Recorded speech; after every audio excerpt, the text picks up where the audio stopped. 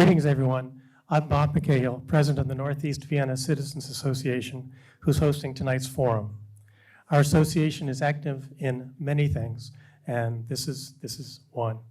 Our purpose from our bylaws is to promote the civic and community interests of the members and general welfare of the Northeast Vienna area for charitable and educational purposes. We welcome anyone to join NEVCA. You don't have to be a resident of the Northeast. It's easy to do so. All you have to do is go online to nevca.org. Anyone interested in serving for helping us in our activities, we welcome that as well. You can send your questions or offers to help to info@nevca.org. If you're interested in serving, we anticipate an opening for a treasurer coming up, so I invite anyone to think about it. To the table to your right, if you haven't already seen it, you'll find information on some of our ongoing activities and copies you see in the bright yellow of the latest NEVCA Notes newsletter that was mailed to 600 plus homes in Northeast Vienna. You'll also find answers to the candidates when we pose the question, why you should vote for me. This is the first live forum we've held since 2019. So I consider this a milestone, a very nice change. In the recent past, we've had 2 Zoom meetings during the COVID era. There are 7 candidates. The candidates on the table have already pulled their hats to determine their order, and there are 7 candidates on the ballot, and 1 candidate who recently announced as a write-in, Beth Eatus. Beth's byline is in the NEVCA Notes newsletter as well. Beth, are you here? There's Beth Eatus. Thank you for coming. Appreciate it. Check it out. nevca.org is where you'll find our newsletter. Pencils and cards have already been provided at the front, and if you haven't filled out one with a question, there's plenty of time. NEVCA's Bob Robinson on the right here will accept your card and still take it up to possibly be asked at the forum.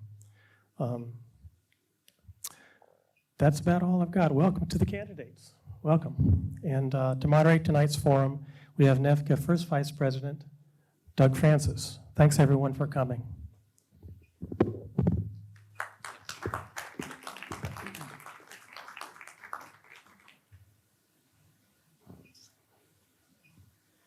Okay, thank you, Bob. I hope everybody can hear me here. Okay, great. Well, thank you for attending this evening's Meet the Candidates Forum. This is the first in-person event, as Bob said, since 2019, and the forums during the pandemic were held on Zoom. They were recorded, and the Town of Vienna Public Information Department produced and rebroadcast those to forums across their public media channels. I do feel that this is going to be a lot easier rather than being a Zoom host and having to be the camera director, the guy who says you're muted, and wearing a lot of hats at the same time. So this is going to be much more enjoyable tonight. I'm Doug Francis, Vice President NEVCA and moderator tonight.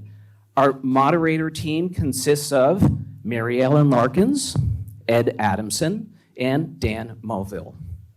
Roy Daly is our timer. The Northeast Vienna Citizens Association has held a candidate forum for more than 20 years, always inviting the public to attend. Following a framework similar to the League of Women Voters, our objective has been to inform and educate all residents of the town of Vienna with an interactive and conversational opportunity to hear from the candidates. The candidates who will participate tonight are those who officially registered with the Virginia Department of Elections and are printed on the ballot. Chuck Anderson, Sandra Allen, Howard Springsteen, Ray Brill, Jessica Ramakis, Shelley Mountjoy, and Roy Baldwin. I hope you had a chance to see the sample ballot. Some people got it in the mail today, but the ballot this year is a little different since our elections are going to be in November instead of May. So when you get the ballot, and it's going to be much bigger than this, you're going to have to go through the front, and then our town elections are on the back page. There are instructions here that say that you can vote for up to 6 candidates. There are write-in candidate lines if you want to do that. You can only vote for 6. If you vote for 7, your ballot is invalid.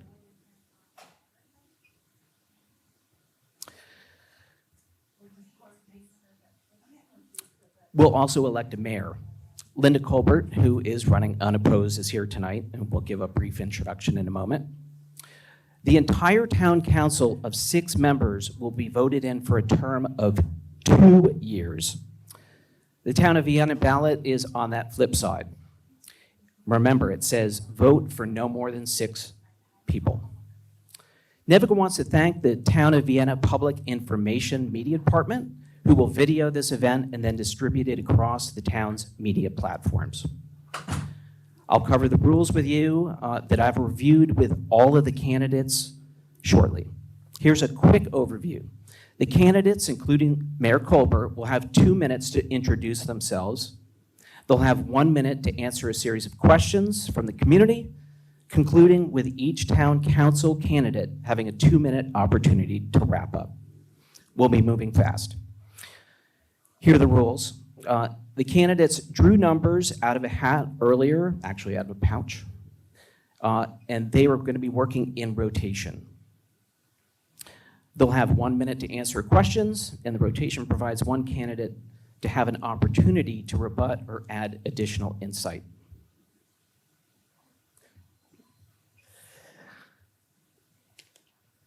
Here are the rules. Prohibited items.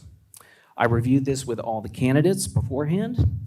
Prohibited, inflammatory or hateful comments related to race, gender, sexual orientation, religion, or age.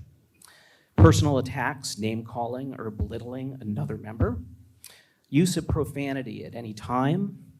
Inappropriate sexual references or terminology. Questioning the moderator or administrator in a debate topic.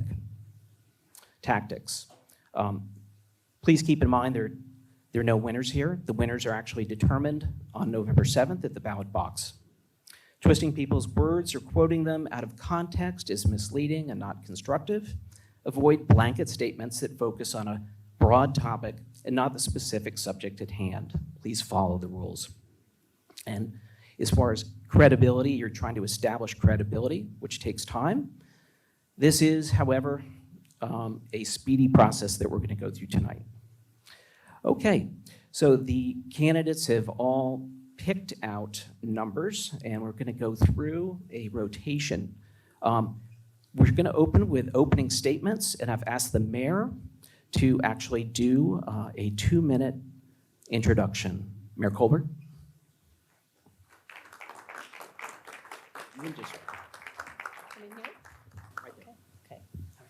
Well, good evening, everyone. So good to see so many people out. I do want to thank all the candidates that are running. It is not easy to run for office. It takes a lot of effort. And I know everyone here is doing it because they love our town and they want to make it better. And they have already, I know every person here also has already served our town in good ways.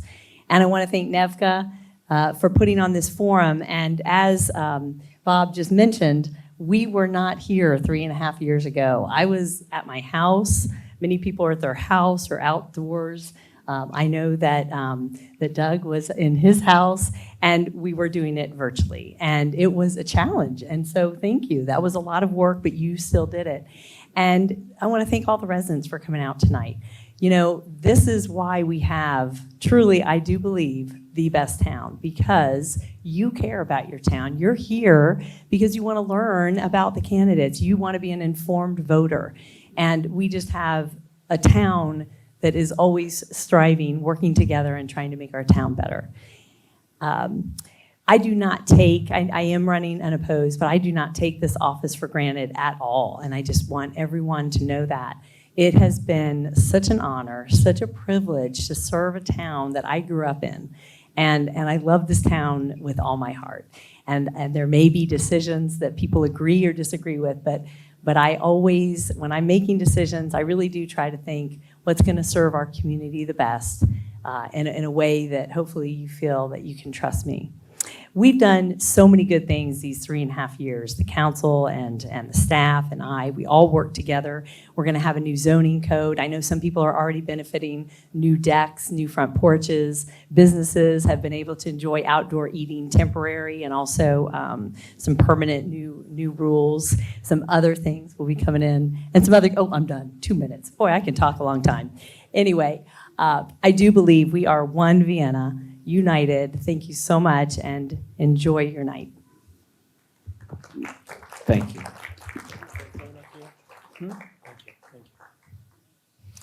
Okay, so we're going in rotation. Candidate number 7 is Howard Springsteen. Howard, you're going to sit at the table. You've got the microphone. You're going to press the button till it's green, and you're going to hold it up like a game show host there. Yeah. Okay, can everyone hear me? Timer. Well, thank you very much. First, I want to thank NEVCA for hosting this debate. They've had this for a number of years, and I find it's a great way to get information out in the town. I also want to give a shout out to my wife, Ann Driscoll, who's here. She's been very supportive of me over the years on the council, and I think she and my daughter vote. I think they voted in early voting today. I assume they voted for me, so at least I have 2 votes. So, and I thought I'd be the 7th one talking because I was number 7. I had to look at the agenda. I'm right after the mayor, so all right. So I'll hop into it. It's been a great pleasure and honor to serve the Vienna Town Council since 2009, and twice as vice mayor over 2 one-year terms. I think the first time I ran in 2009, I was ahead by 1 vote, and I won by 2 votes, and they called that a landslide, but so much could be it. I'm running for re-election because I want to continue to contribute and make a difference in Vienna. My voting record and common sense approach, responsiveness to our local government and citizen concerns speaks to the passion and commitment I bring to the town of Vienna and the town council. I ask for your vote and to continue to serve. The Vienna mayor and council are nonpartisan, and today's time, I think that's very good that we're nonpartisan. My wife and I have lived in Vienna since 1997, where we have raised our 2 children. Both are Virginia Tech graduates, and so we're big Hokie fans now. You pay tuition for 8 years, you become a fan. I served for 2 years as a Peace Corps volunteer in Liberia, West Africa, which focused my beginning of my public service career. I have a strong and active history of involvement in our community and the surrounding area in civic, school, church, and community organizations. And as a long-term homeowner and a long-term Vienna resident, I understand the need to balance the requirements of providing key services and activities while overburdening our residents with higher taxes. Thank you.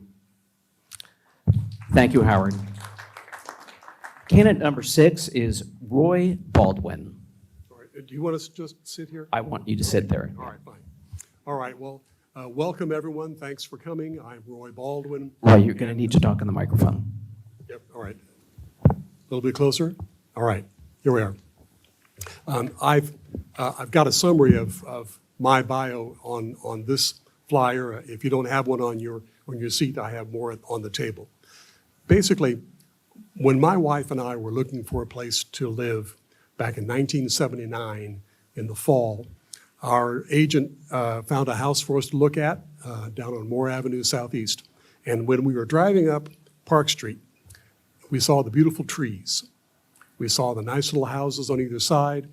And then when we turned on Park Street, we saw this little cottage surrounded totally by these wonderful tall trees and their fall foliage. And we thought, this is a nice little town.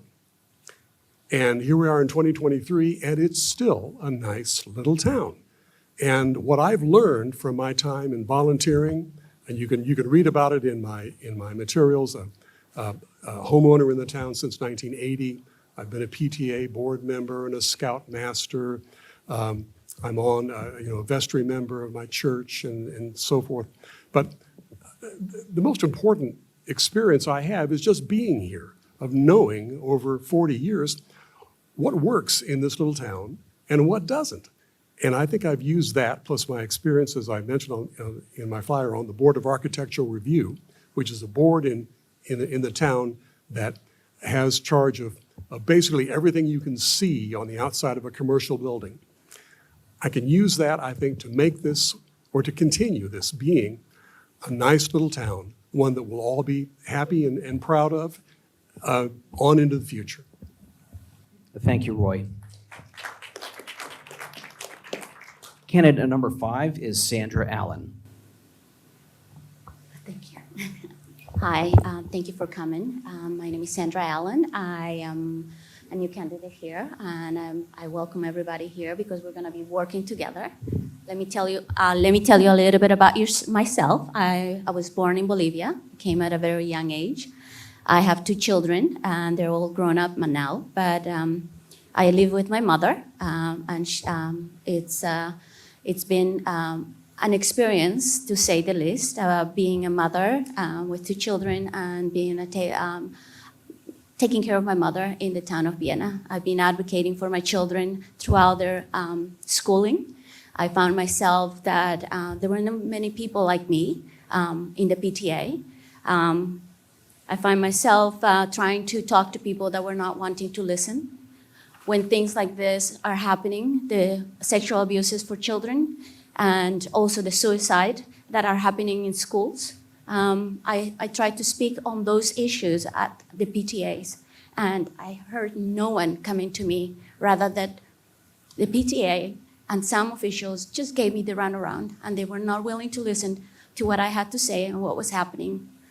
Thanks to my efforts, some of the things did change here in the local schools, but I think I can be more effective in the community. I can be more effective in the community by being a leader and making decisions. I have spoken with many leaders. I've gone to many places to speak on behalf of the children, as well as the diversity that needs to be implemented, not only just in Fairfax, but in the town of Vienna. I think if people are willing to listen to a Hispanic woman, and more people will be able to speak up. And that's my motto. I am here to represent those people that are not being heard. And not just Hispanic, but the low income and middle class are losing the incentive to speak up. Oh, sorry about that. Thank you. Thank you, Sandra.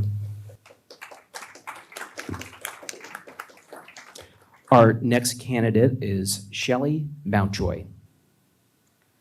Hi, my name is Shelley Mountjoy, and I grew up right here in Vienna and returned here as an adult to start my own family here. Excuse me. Actually, my daughter will be the 4th generation in my family that has grown up in Vienna. You know, of course, we know the mayor has that history in Vienna as well, but I am the only council candidate that has that sort of history here in Vienna. And, you know, certainly I think that living in other areas and bringing that here, you know, we need to consider different perspectives and avenues. I think that's very valuable. But I also think that when you have a long-term history in the town, it brings sort of a different appreciation for Vienna, and also just sort of a knowledge of what has happened in the past that you really can't replicate from going through old newspapers or looking up old minutes. And in fact, even beyond that, you have the memory that there is something there that you could go reference and look up, you know, from the past, because you remember that occurring. And in fact, we have had a lot of the same issues over time. One of my relatives was a developer in Vienna in the 60s through 80s and actually built our house and most of our neighborhood, and maybe perhaps was involved in some of your homes. But I think sometimes too, like my daughter, what she's experiencing now and overhears with regards to construction is, you know, similar to what I did, you know, my own childhood. Of course, minus the teardowns, but, you know, that original development. This is my first time running for public office, but I have always been quite involved and just sort of a little more interested in things that went on through my life, because I did have that history here and a former family. Thank you, Shelley. Thank you.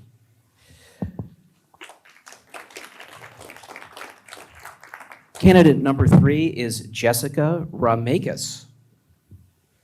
Thank you. Good evening. It's a pleasure to be with you, and thank you so much for taking time out of your Friday evening to be here with us tonight. My name is Jessica Ramakis, and my husband and I moved to Vienna in 2010 before we welcomed our children, and we had a vision for our future and building our family. And things we loved about Vienna included As Roy mentioned, the beautiful trees, the vibrant small business community that we could be in Vienna and go out to eat or go to a bookstore so close to our home and so many other businesses. But that vibrancy of the town and that beauty is really what drew us here to Vienna. Since then, we've welcomed 2 children. They're in elementary school, and one of them just finished a football game over there at Waters. I was there earlier this evening cheering for them. We spend a lot of time at the really active sports community here in Vienna for children. I love to watch them play soccer, football, baseball, and softball. And through that involvement with the community, I've really seen the spirit and energy and the volunteerism that comes forward in so many ways and our active community organizations. I currently serve on the Planning Commission for the town, and it's been a wonderful experience, a wonderful way to consider carefully the issues that are coming before the town, many of which we will speak about tonight.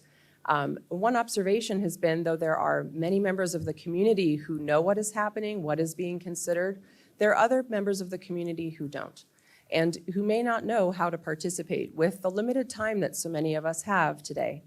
So I would really love to do more, to share more information about what the town is considering, to do more to share that in an easily accessible way, to build on the efforts that the town has undertaken, to really consider different perspectives, which is really foundational to my approach to public service.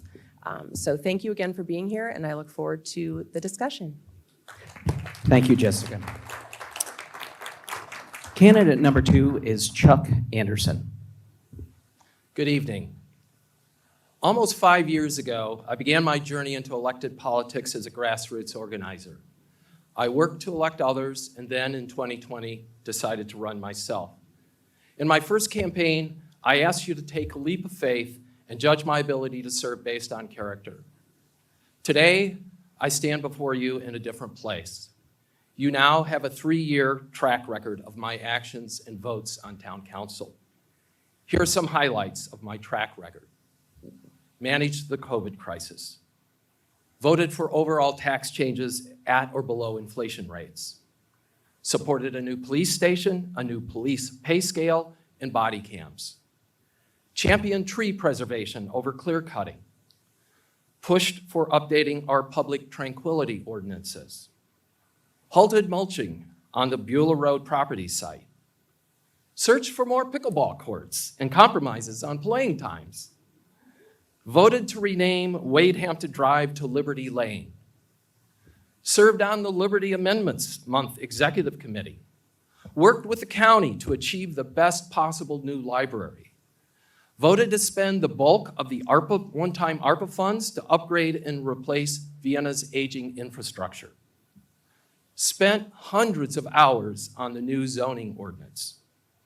Sought out opportunities for new multifamily housing projects and agreed to acquire the Baptist church property.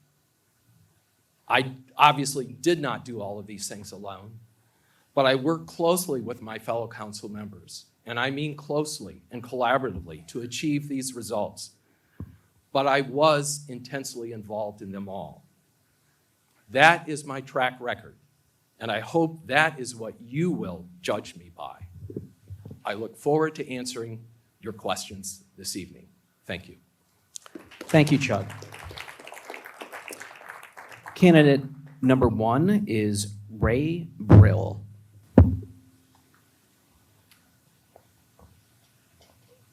It's good to be with you this evening. My thoughts and prayers go with the people of Israel and the people of the Middle East. It's terrible what's going on. It's been an honor and privilege to serve on the town council the past 3 years. Simply stated, there's no substitute for experience. But the question you need to ask, have I made a difference while being on the council? It takes 4 votes to pass anything. You might have an idea, but if it doesn't carry over, it doesn't pass. My first motion that I made as a council member was to restrict the meetings to 2-hour. It's a work in progress. I found, to my amazement, that the police department was funded at the same pay scale as the people in the town hall, and the people in the town hall don't wear guns on their hip, and the people of the police department risk their lives for us. I said, look into it if you would. A new pay scale came. We had trouble retaining officers. We don't anymore. We have a great police department. I'm pleased about that. I pushed for increased spending on sewer and roads and upgrade each of them, and they have expended more money.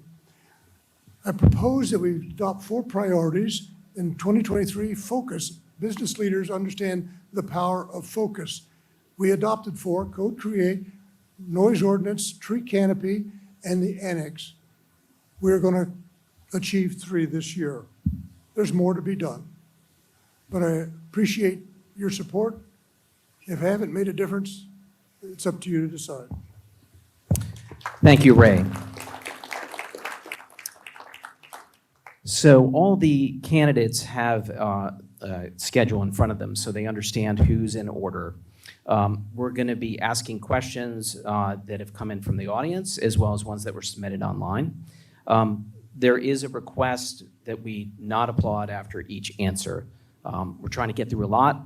The candidates will have 1 minute to respond to the question. I will repeat it if you want, but you may be familiar with these first few questions.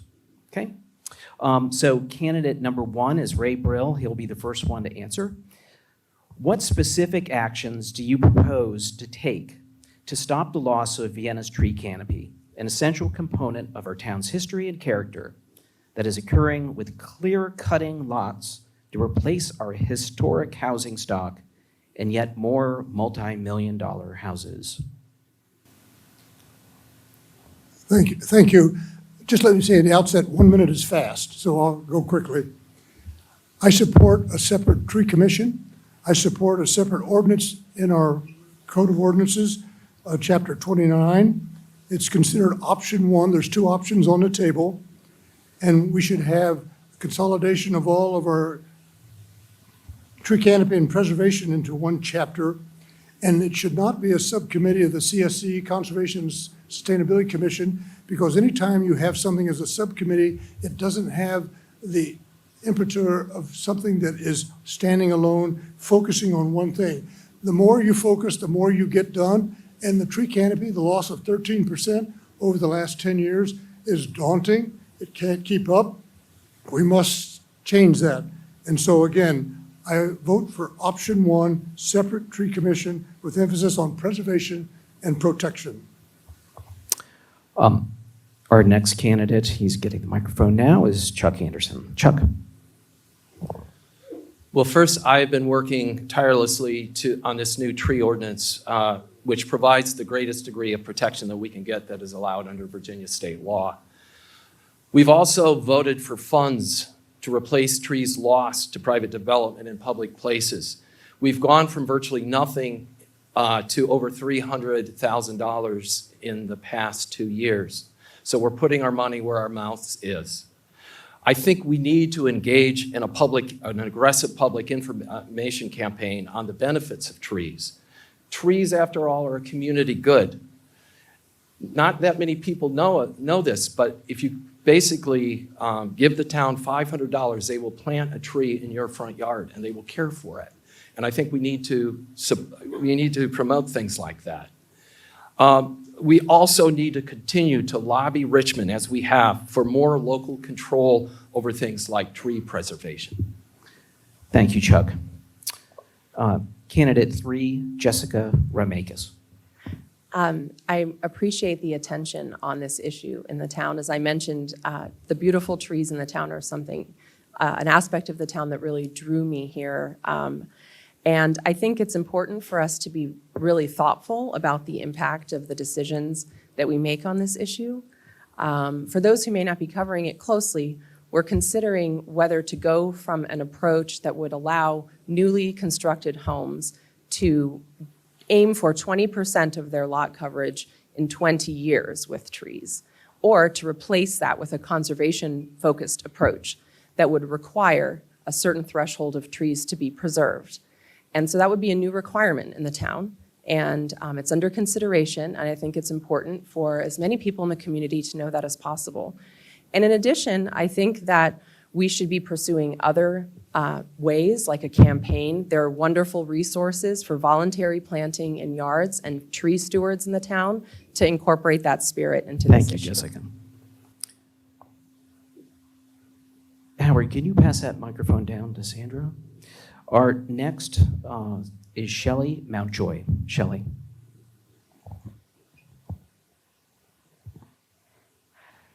Hi, I support increasing requirements for home builders. You know, I mentioned a relative built my own house, and one of my most beloved trees was actually there, predated the house. You know, it is possible. This idea of clear cutting, this is a more recent phenomenon that's avoiding inconveniences down the road, but certainly it's possible for builders to do more. If you watch meetings, I do support option one. You know, if you haven't been watching the meetings, you know, basically just, I do think that builders could do more. I also think that we, as a, you know, presuming that I'm become part of that, but as a government or us as a town, need to do as much as we can on public lands and really reevaluate our park space and whether or not we can increase our own tree canopy, both to help the environment and to provide a role model to residents. You know, Chuck mentioned, and it's a great point, other jurisdictions do this as well, paying residents to plant trees or giving them advice on planting trees. But a lot of people, even if you showed up with your free Thank tree, you, would Shelley. say, Thank you. Ray, can you make sure they see the clock? Thanks. Candidate 5, Sandra Allen. Same Hi, question. I'm opposed blanketly trying to force homeowners to keep trees that are older. I had several trees in my backyard, poplar trees, that fell down out of nowhere one day. I've seen many homes whose older trees have fallen on top of their houses or the decks. So I'm opposed about that, but I think we should consider more about restricting the builders and imposing that they put trees. It is a perfect opportunity to plant more trees and have those builders put grown trees, not those baby trees that are not providing the privacy necessary that these older homes need. Those towering homes with elevators are coming to our neighborhoods. And right now, we do not have the privilege of privacy. We have a swimming pool and we can swim freely. And the builders should be able to put some evergreens around Thank you, there. Sandra. Roy Baldwin, same question. First, I do want to move forward with the proposed tree ordinance. I think it's a great idea because for the first time, it says to a developer, you can't do the convenient thing. You can't just simply clear cut your lot and start from scratch. You have to identify with the town arborist the trees that are really signature trees, the trees that deserve to stay there because they are part of what you're coming into. And you have to try to preserve them as much as you can. Second, we now have a census, if you will, of all of the trees that are on town property. That's something that this latest town council did that I'm very happy about. They need some help, some of those trees to be preserved. Third, I think we need a better attitude, frankly, on the part of some town contractors about keeping trees. For instance, on Beulah Road, and hopefully I'll have a chance to go into this further because my time here is running out. There's the sidewalk that's coming in on Beulah Road is going to be scheduled to take down, Thank you, as I Roy. understand it, about a dozen established trees. Thank you, Roy. Against that if possible. Howard, same question. Okay, thank you very much. I'm very much in favor of improving the tree protection, getting a tree ordinance or strengthening our tree protection here. And I'll keep it short and to the point. I stand on my record and what I do. I came in from overseas last Monday, 7-hour flight, went to a council meeting at 12:03. I cast the fourth vote to continue to move this to the public hearing. Everyone in the council is in favor of different approaches, but we moved to the public hearing, which we're going to have, I think, on the 23rd of October. Thank you. Howard, you're going to need to send that down to Sandra. So Sandra has a opportunity to have 1 minute to add additional information on the same question.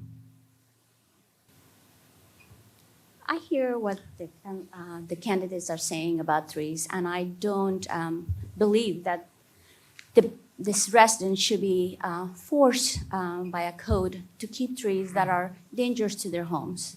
I don't believe in the 20% coverage for homeowners, but for builders, I say yes. They should be able to put those trees to provide some privacy. Keeping the older trees, as Mr. Springsteen said, what I've heard from University of Virginia research from, I don't have the name of the company right now, but they said that you need a wider range for the roots of those trees when the construction is happening. And when they do construction, they cut the roots and those trees eventually die. Not right away, they died in 5 years, and eventually they can fall on the newer houses or the older houses that are next to them. Thank you, Sandra. Okay, our second question. What are your thoughts regarding the town of Vienna's commercial vehicle loading and unloading ordinance with regards to start time?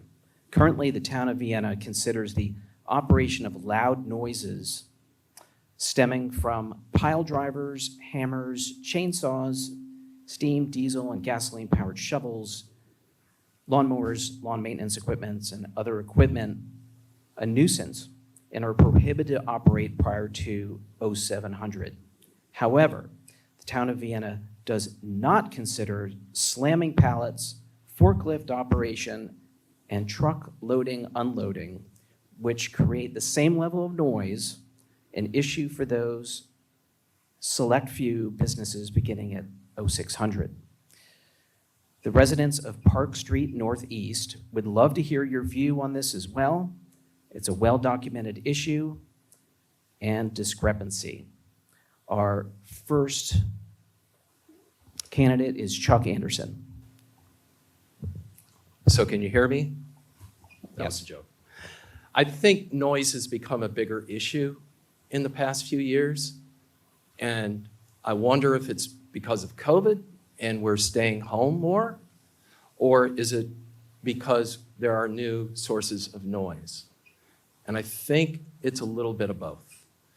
I do believe that as we worked from home and schooled from home, we heard a lot more in our neighborhoods, but I also think there are some new sources of noise which didn't exist 20 years ago. You read this, we don't have any gas-powered shovels, but we certainly have things like leaf blowers and other sources of noise. But it requires a balance, and we have been working really hard on coming up with a new noise ordinance. We could have a town as quiet as a cemetery, but guess what? It would be a cemetery. So you have to have some kind of balance that's realistic and is enforceable. Thanks. Thank you, Chuck. Jessica Ramakis. Thank you. I agree with the importance of that balance. And also, I appreciate the concerns of those who live on Park Street who've expressed them. To learn more about this issue, I went there myself in the early morning hours to listen. But understanding I don't live there, I think it's important to be able to go and explore issues when they are raised to the town. And I understand that that has been done in response to these concerns, and it's important to continue that engagement. I also think the businesses that are there in the town bring something to our town that is important. And so understanding their perspective is meaningful. But I, again, think it's something that requires ongoing engagement, and I appreciate the attentions to the noise ordinance into the future, and also Vienna being a great place to do business in addition to other places in Fairfax County, so that we continue that vibrancy in our town. Pass that down to Shelley. Okay, Shelley Mountjoy. Yeah, this is kind of a difficult question because I don't want to be unfriendly to businesses. There could very well be a business that relies on an early morning delivery for the morning rush, or that just hasn't quite the volume to really specify a preferred delivery time, and they're stuck with something that is, not that great for the neighbors. At the same time, being a good neighbor is good business. So I do think, even though, like I said, I don't we want to be unfair to businesses, but I feel like something needs to be done. I would propose the idea of a noise suppression plan, working with that business to try to resolve this and to also to keep the neighbors informed. Just knowing the reasons, sometimes that justification can help. The bottom line, though, I've heard this before, and I don't think it's appropriate to tell a resident that they have to just put up with the noise because they happen to buy near commercial property. Thank you. Sandra Allen. I have been very conflicted about this issue. I don't believe that noise has become a very big issue in every part of the town. I bring this petition, and I'm gonna give this to the mayor. It's code destructive noise dog petition that noise petition that I had. Somebody complained on me and my dogs barking during the day, and I thought, why? Why would they complain? But there's an old code here, section 3-11, where the dogs can be removed from your home, and it's an outdated law. So I'm going to give this to the mayor. But in reference to the construction, I believe the construction work that is being done is out of control in the town of Vienna. They have been working from 6 until 7 in the evening. And I asked you to visit my Facebook page. I posted some of those things, the Thank you, obstruction Sandra. of the driveways. And Roy Baldwin. I certainly sympathize with the residents on Park Street. If I can make you feel any better, we on Moore Avenue Southeast, we have the same problem. The people, lawn maintenance guys that feel they can set up before 7, and then they can start revving up and doing their work before. I'm familiar with these issues because on my time on the Board of Architecture Review, we've had a number of applicants who have come before us, and members of my board, and I saw Paul Layer here. I think he's one of our members have been very clear about these applicants, that they have to design their new buildings so that the noise is going to be minimized for the people that are there. I'm going to use my time on rebuttal. I think I get rebuttal on this one to tell you what I found in going through the town code that I think may be of some help to you. Thank you. Howard Springsteen. Thank you very much. On this Monday, we have a work session on looking at improving the noise ordinance. I'm looking forward to that work session to see what comments we get out.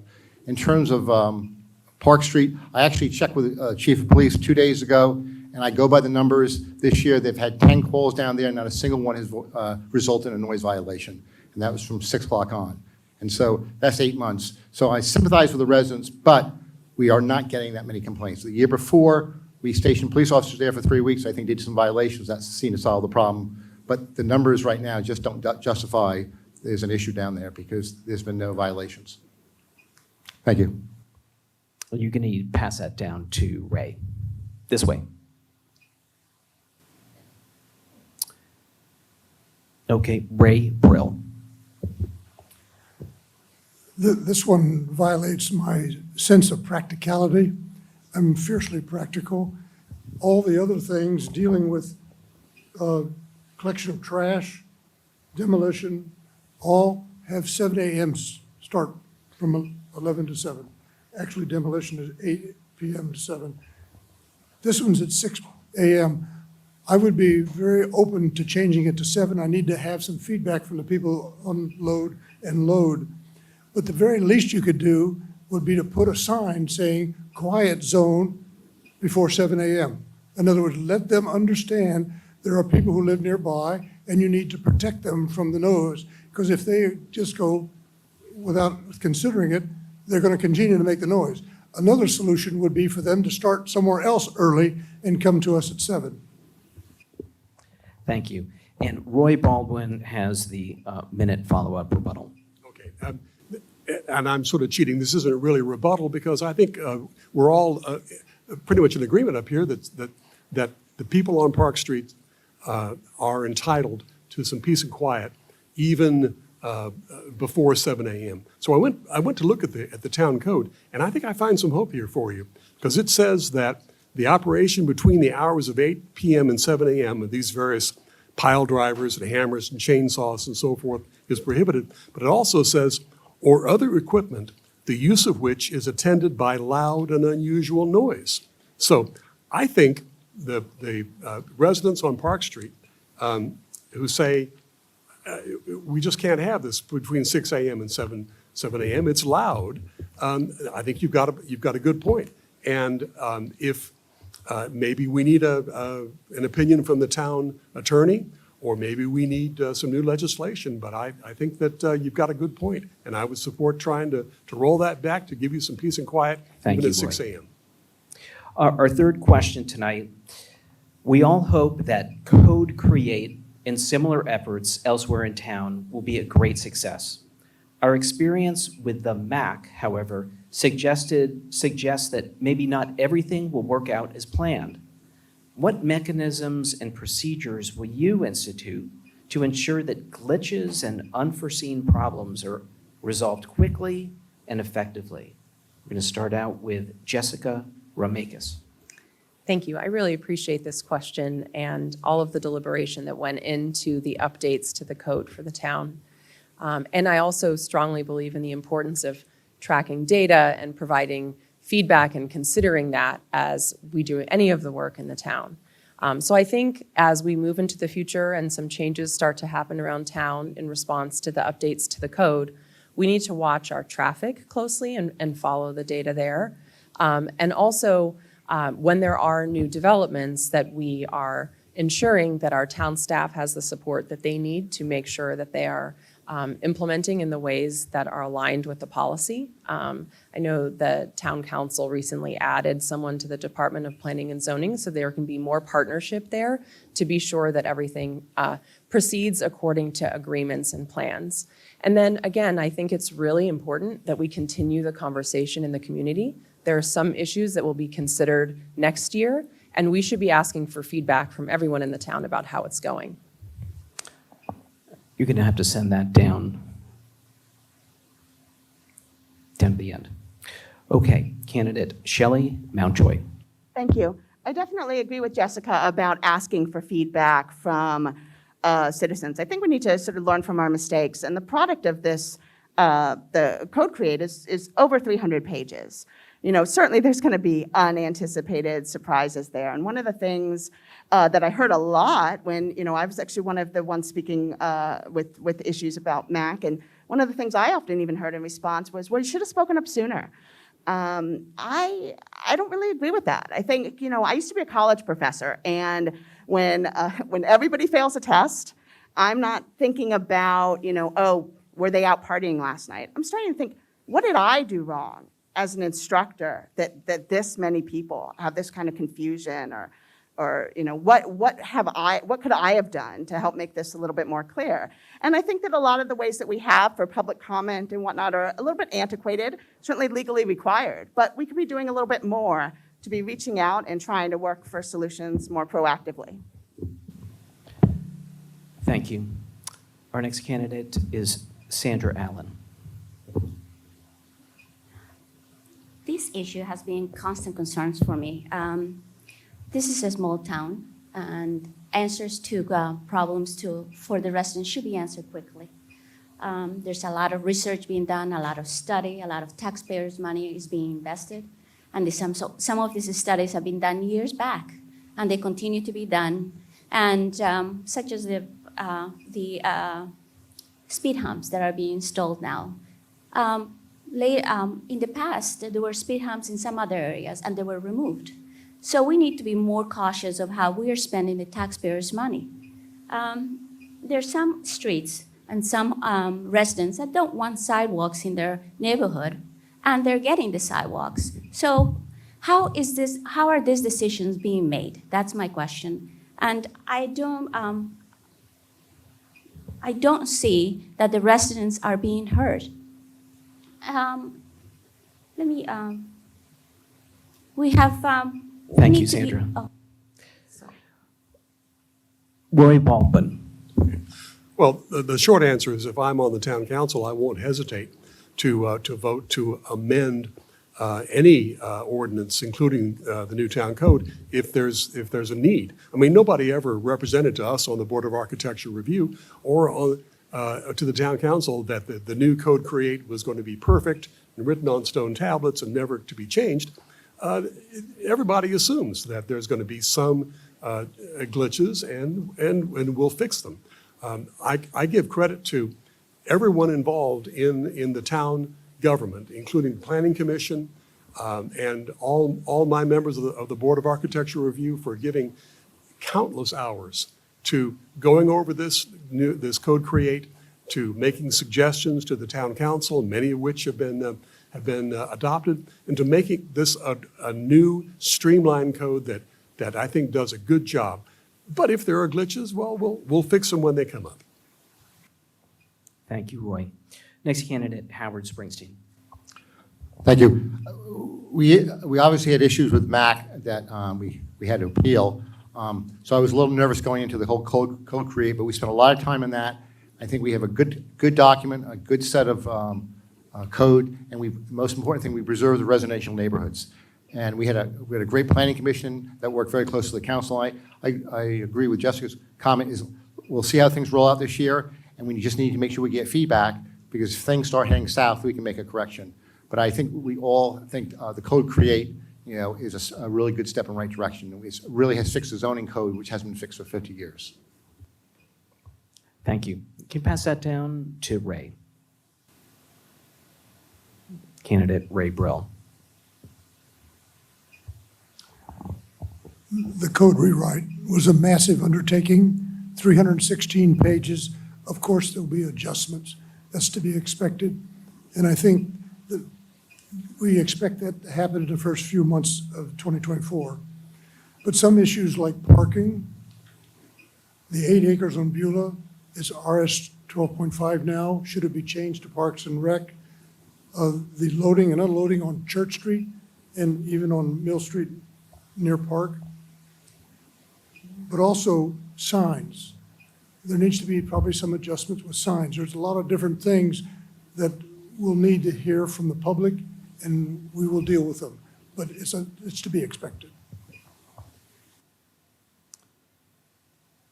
And Chuck Anderson. So as I recall, the question was, how do we basically make sure that this latest rewrite of the code does not lead to unforeseen consequences like the MAC did? Well, one of the first things we did is we're starting out much slower. That is, the increased density and increased heights is just for a limited area in the core, and we reduce the size of that core as well. It's important to get experience on a smaller level before considering expanding it to a large level. The second thing is we have totally committed to basically going back and looking at a number of the issues that we have not had a chance to look at before. First and foremost, I believe, is parking.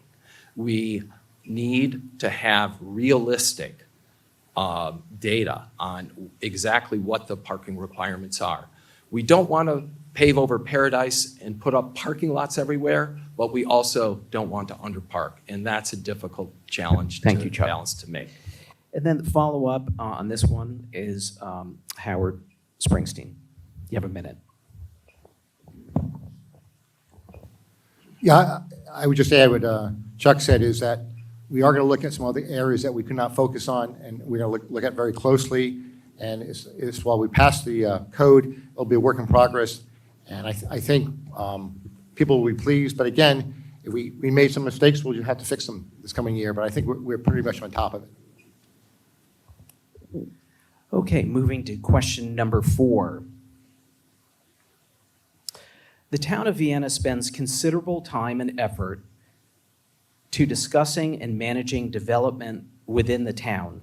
However, Vienna citizens are often greatly affected by development that is initiated by the Commonwealth or the county. How do you see the role of the town of Vienna in representing its citizens' interests with regard to this issue? For example, the noise wall that VDOT has constructed along the border of the Vienna Woods neighborhood is substandard compared to walls built in other sections. As a result, residents are subject to noise levels beyond the projections that supported the construction budget. This affects our quality of life and real estate values. How would the candidates address this issue? Yes, in a minute. Shelley Mountjoy.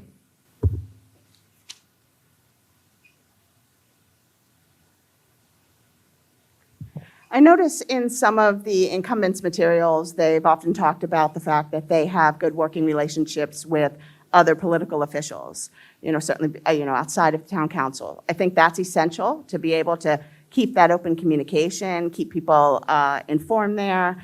I do think that there is definitely a tendency to be a little bit too, stuck here in town. I remember I used to work at a photo shop that was right next to where the car wash is, and I remember people would come in and we'd say, well, you can get that done at Tyson's. We can't do that here. And the customer would be like, leave Vienna? So I definitely see that tendency there. But I think that, this is definitely a place where elected leaders could maintain that communication and be advocating for Vienna, reminding elected leaders how many voters we have here. I think that's all of us here coming out to vote, increasing our voter numbers, also make that presence a little bit louder and listened to. Thank you, Shelley. Howard, you're going to have to send that microphone down. Thanks. Sandra Allen. Well, the first thing I would do A little closer, is, Sandra. the first thing I would do is go directly to leaders, Richmond or Fairfax County, and talk to them, represent the Vienna Town residents, which is not happening right now. So I'm very active. I do the walk and I do the talking, and I will listen to each one of you and about the noises that are impacting you in reference to cars in the highways. But I would have to have more information to be able to give you more feedback, but I am very proactive about that. Thank you. And candidate Roy Baldwin. I'm a firm believer that town council has to be focused outward. We can't ignore what's happening in Tyson's, in the Mosaic, Pan Am Shopping Center being redeveloped, the development around the Vienna Metro Station. I'll give you an example. About, I don't know, it seems like 10 years ago, when they were first proposing to widen I-66 so that the express lanes could be built, I showed up at one of those information meetings, and they showed us what it would look like for people on Nutley trying to get across 66, and I told them, this is insane. This system of 2 traffic circles is nuts. And they said, thank you very much, and they went ahead and built it. I would hope that if I could have said to them, and I'm a member of the town council of the town of Vienna, and here's what we think, maybe Thank you, I would have been Roy. listened to. Howard Springsteen. Okay, good, thank you. The council has been aware of the sound problem. I think the mayor's been working with the VDOT folks, with the residents as concerned, so I think that's a work in progress. The other thing is the sound barrier, I think, by the baseball field. Both the previous mayor, the current mayor, and the town council work very hard, and I think we have a good noise barrier there. So, but we still have a work in progress on one of the noise barriers. But I think the key is that you have to have a good relationship with, we have a state delegate, Holly, here in the back there. I'll give a shout out to you. Our state senator and our 100 mil supervisor, and the council does have a good working relationships with these folks, and they do listen to the council, and over the years they've done a very good job. And there's been issues, I think, with the noise barrier. I think we've got this far because we had a good relationship. So I think you have to maintain your relationships with the outside officials, and I think the council has a very good relationship with these folks. Okay, Howard, you have to pass that down. Okay, candidate Ray Brill. I too am concerned about the quality of some of the walls. It's been really good for a while, and then they have sort of this aluminum-looking wall that doesn't reflect sound like the others. And I can just imagine the neighborhood, Vienna Woods, suffering from the experience. The only thing I can see as a remedy is to express to VDOT exactly the impact it's having on the neighborhood, get some statements, and keep at them until they say, we're going to adjust what we're doing. Otherwise, it'll continue just as it is. Thank you. And candidate Chuck Anderson. So one of the things you learn when you become a council member, that the job isn't just showing up every Monday night for council. You have to also build relationships at the state level and at the county level. I give great credit to the mayor. She understands this. She works the system and has taught us this. I have set up regular meetings with our county supervisor, Walter Elkhorn, and I'll give you an example of how this matters. You'll remember the assisted living facility that came up, and we discovered, lo and behold, that Vienna did not have basically a health board review process. Well, I went to Supervisor Elkhorn and said, this is crazy. We pay full taxes, full Fairfax County taxes. We should be able to use your review process for any new assisted care facilities. And guess what? We're working out a memorandum of understanding, but it only works if you, as a council member, get out there and meet with the regional Thank you, officials Chuck. and the state officials. Candidate Jessica Ramakis. Thank you. I agree with the other candidates who've spoken about the importance of partnership with others in the area.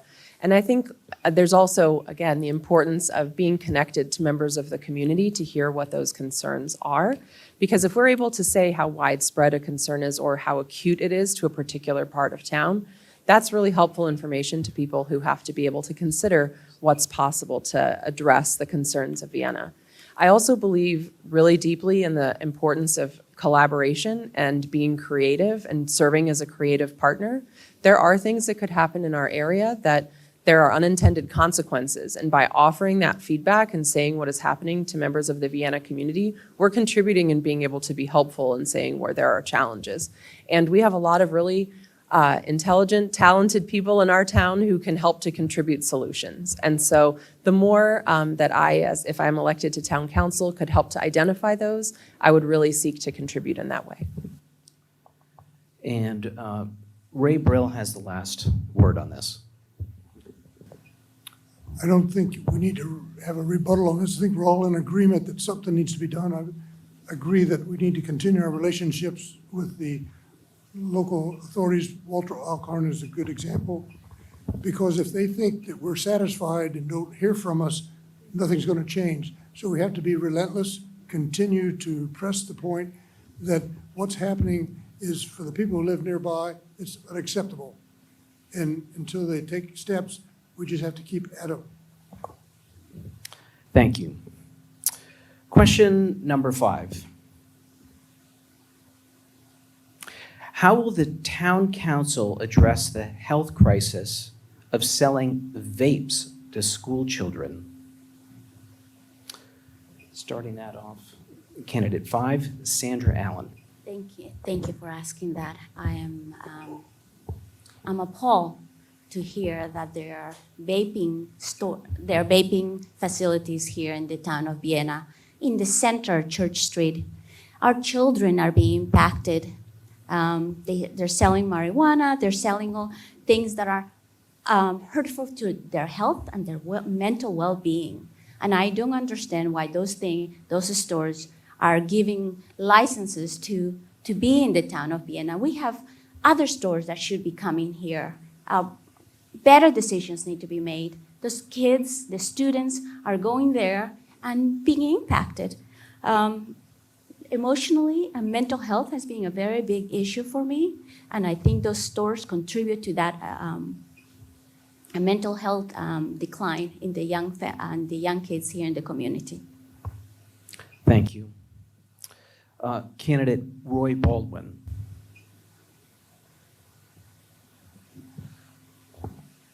Thanks. You know, this is a timely question. Actually, just last night, I attended a town hall hosted by our delegate, Holly, about this very issue. It was at First Baptist Church.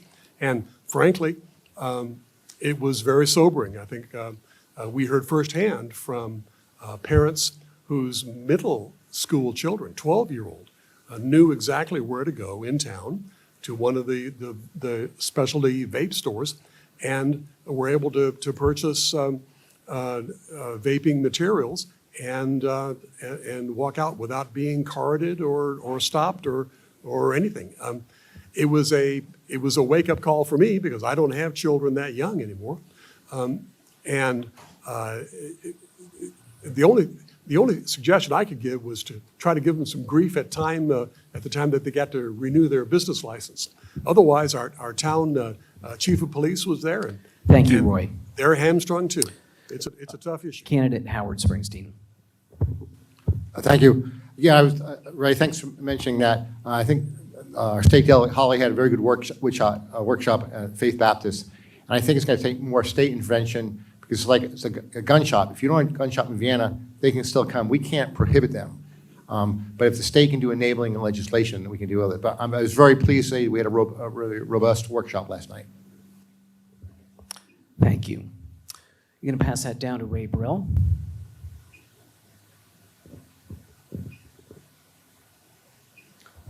I might not be completely objective. I'm an avid non-smoker, but it seems to me that vape with teenagers is inconsistent and something that we would not support. But I think we need to look into it, see what rights we have in terms of restricting it, because my understanding of vape is that it tends to lead to other things, and that's exactly what we don't want. And so I would be willing to dig deep and try to find ways to restrict it.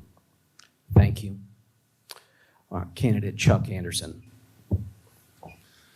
So one of the first things you learn when you become a new council member is that Virginia is a so-called Dillon state rule. And what that means is that we in local government can only do what the state legislates that we can do, okay?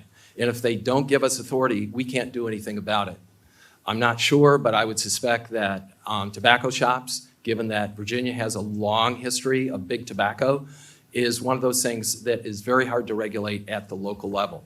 That is why I have always made a legislative priority to eliminate the Dillon rule in Virginia. I know that is a big ask, but unless enough local jurisdictions ask for it, it'll never happen. And it's not impossible. I mean, West Virginia moved from Dillon rule to non-Dillon rule a few years ago. Sometimes you got to think big, because you can't solve some of these problems locally under our current structure. And candidate Jessica Ramakis. Thank you for this important question. I also appreciate the attention that it's been getting recently and the leadership discussed from our delegate, Holly Siebold. I also, in addition to these possible legal remedies that I think could be explored, I think this is a place where partnership with community organizations, including our PTAs, is critical. We have many members of the community who are very dedicated to our children and who are, like me, parents who are with them every day. And if we are communicating and we are looking for opportunities in the connections we have in our community to spread this information and to be able to help support each other to address it as a community, that is something that we can really do together to activate that spirit in Vienna, even as we await the authority to be able to do more from a legal standpoint. Thank you. Can you pass that down to Shelley? Candidate Shelley Mountjoy. Yeah, certainly I agree with the comments about how this isn't something the town council could directly solve. I mean, this isn't just a vote the council could take or something like that. Totally, completely in agreement with there.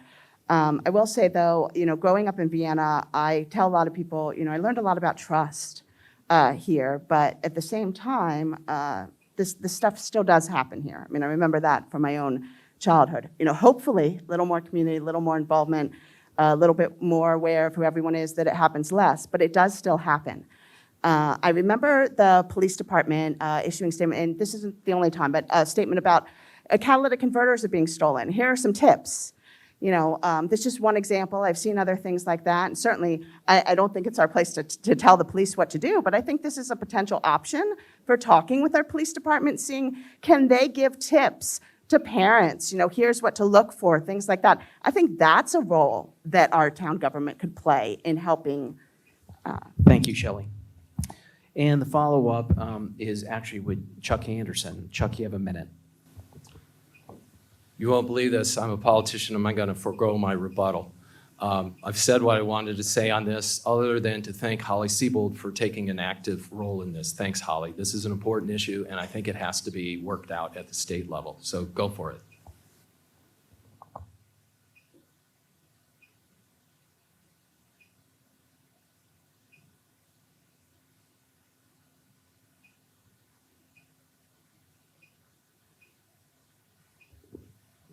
So these really are coming right from the audience. So our next question.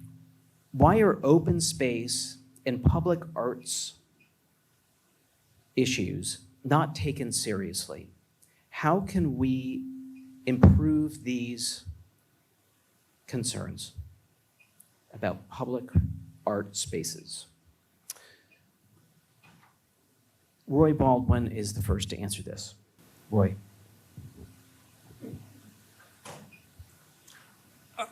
On the Board of Architecture Review, we've had a chance. Can you get a little past closer to the several mic? years- Thanks. Okay, yeah, we've had a chance over the past several years to look at a number of public art applications. I think with the mayor in the front row, I'm particularly proud of the statue out in front of the community center that is dedicated to her mother. Various murals all around town. I think we need to encourage it, and we've got plenty of help among artists and residents all over the town. I think that we do take it seriously. On the Board of Architecture Review, we certainly do. I want more of it. I'd like to have more murals around town and more encouragement for public art. Thank you, Roy. Howard Springsteen. Thank you very much. I do take a little exception to the question because I think, at least at council, given our bandwidth, we do give a fair amount of time to public art. We've, through the Art Commission, the Art Council, we've approved a number of projects.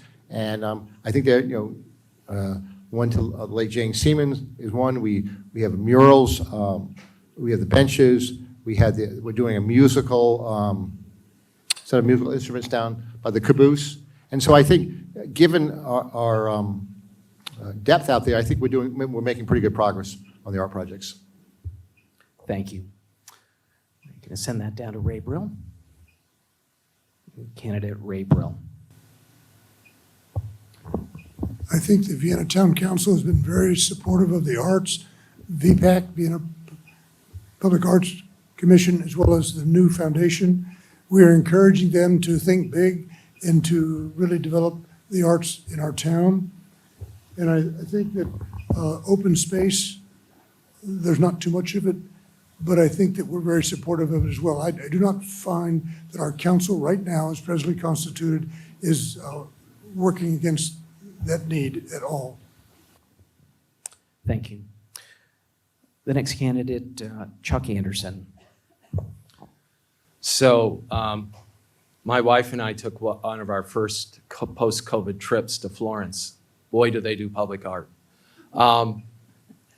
Of course, they've been at it for hundreds of years, and we've really been at it only for 7 or 8 years, maybe. And I agree that there are teething pains. We set up a public art commission.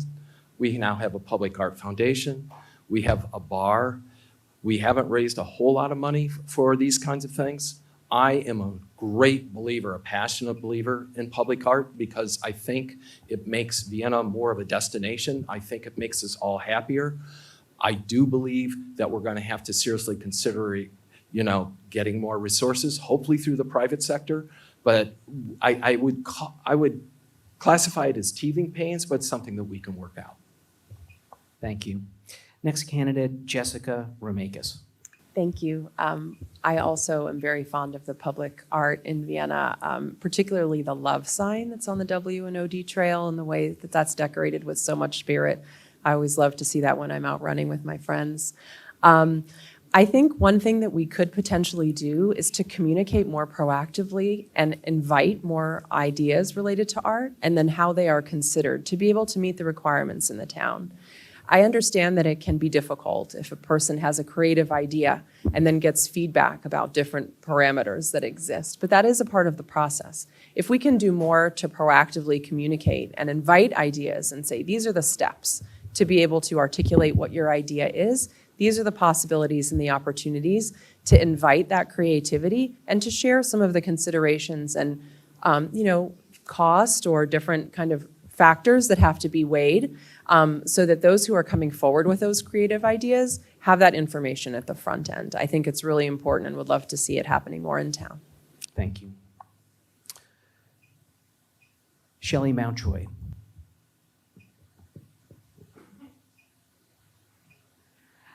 I do consider myself an artist. I actually spent a semester at Savannah College of Art and Design, living down in Savannah. I was a web developer professionally, though, and I often tell people it's like the combination of information technology and art. It's like the artistic side of engineering. I do think that art is extremely important. I can assure you I would be a large advocate for public art. I am proud of the steps that Vienna has taken, although I agree with Chuck, some communities have done more. There certainly are openings there for us to do more. And I think that we also have to not just, it's not so much as this is pretty, it looks nice. It's the community that public art creates that I think that those people that are opposed to art don't really see. The taking the selfies, the sharing this, the having me, meet me over at this mural, that I think is really essential, and I think we need to really emphasize that. Thank you, Shelley. And we've got the microphone down to Sandra Allen. I support the arts. I believe it's therapeutical. It's good for depression and mental health.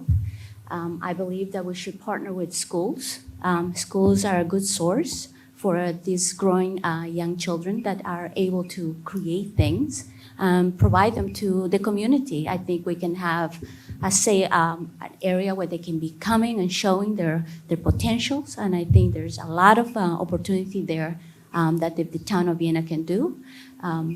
We have plenty of sidewalks and plenty of green space where that can happen. So I am always in support of the arts.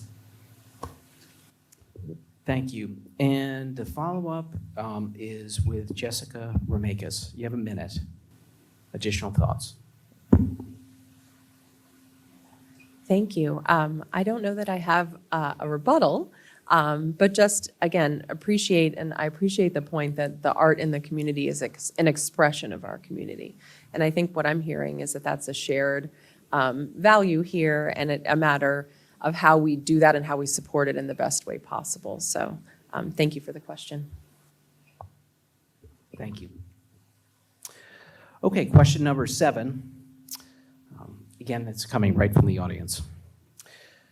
Can you offer any examples of things that the town of Vienna does now that it could do better? We're going to start that off with Howard Springsteen.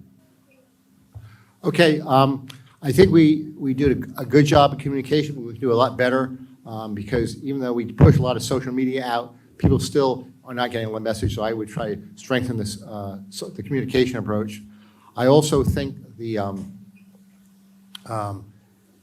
need to push out more that we have to continue to spend a fair amount of funds in maintaining the physical structures, the water and sewer pipes, the roads, and our infrastructure, because if not, we'll pay for it in 5 or 10 years. So those 2 areas I would try to improve communication, but also to create a better awareness that we have to continue to fund the infrastructure.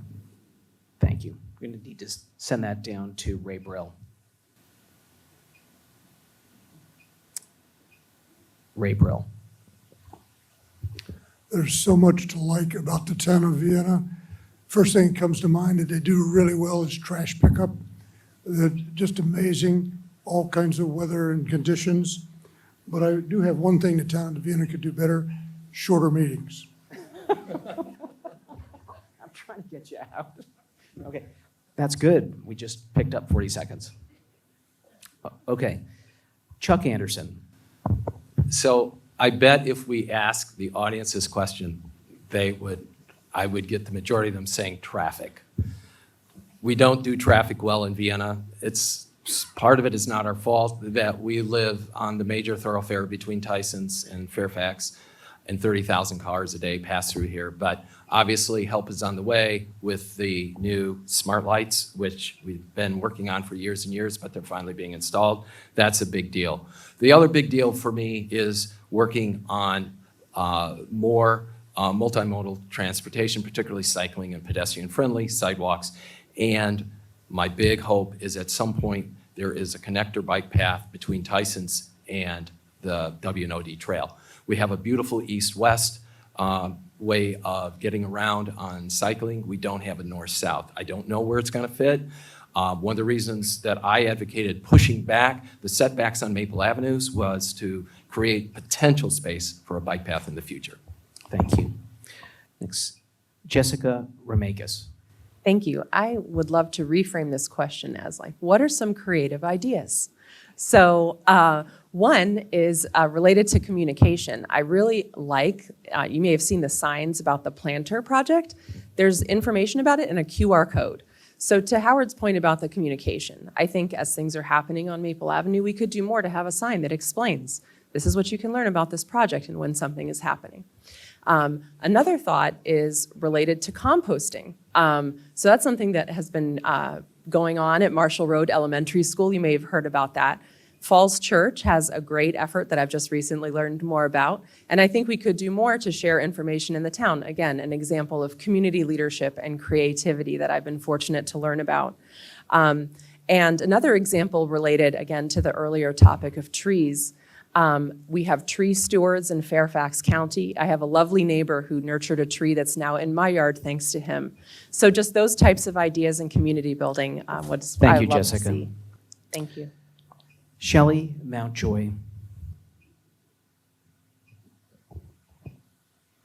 Yeah, I'm a huge proponent of the idea that we could always do better. I mean, there's not very much that we could say we couldn't, continue to work better and improve ourselves.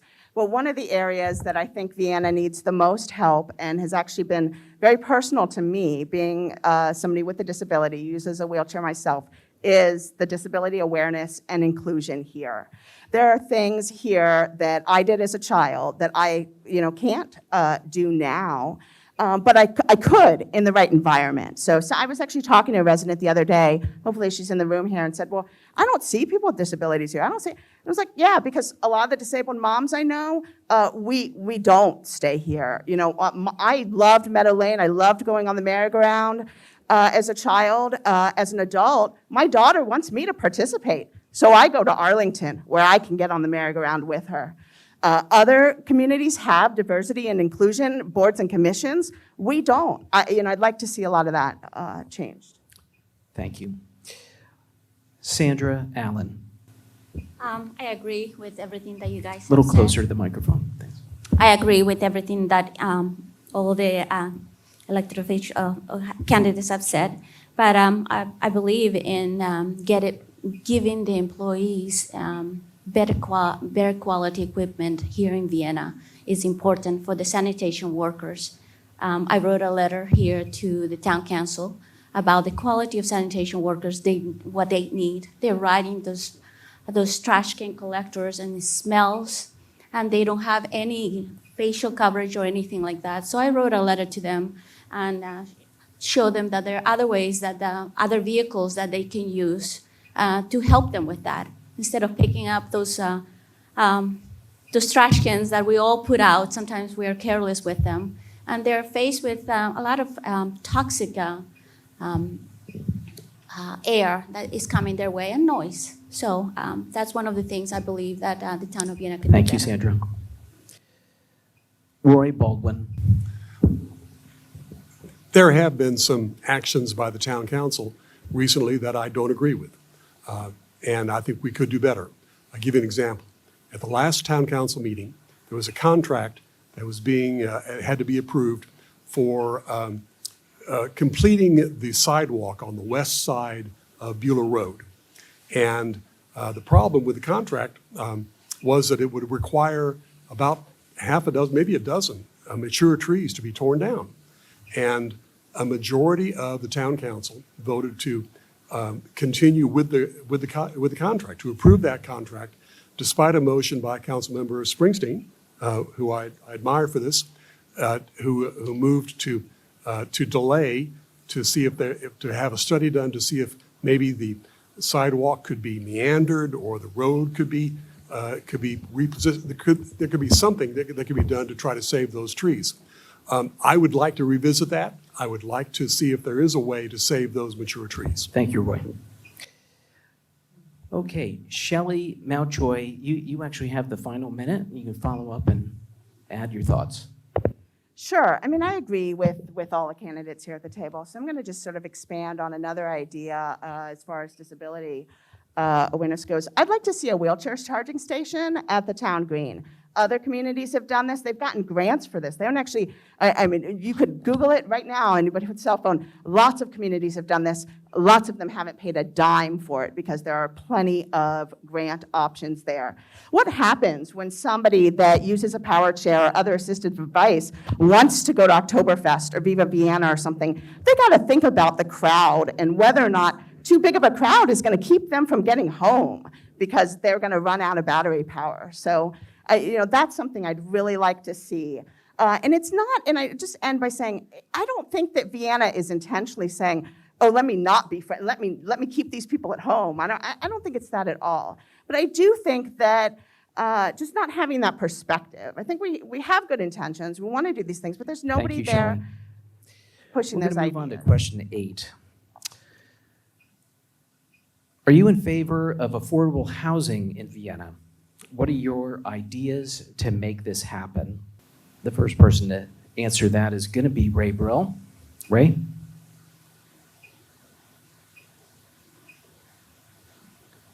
Ray.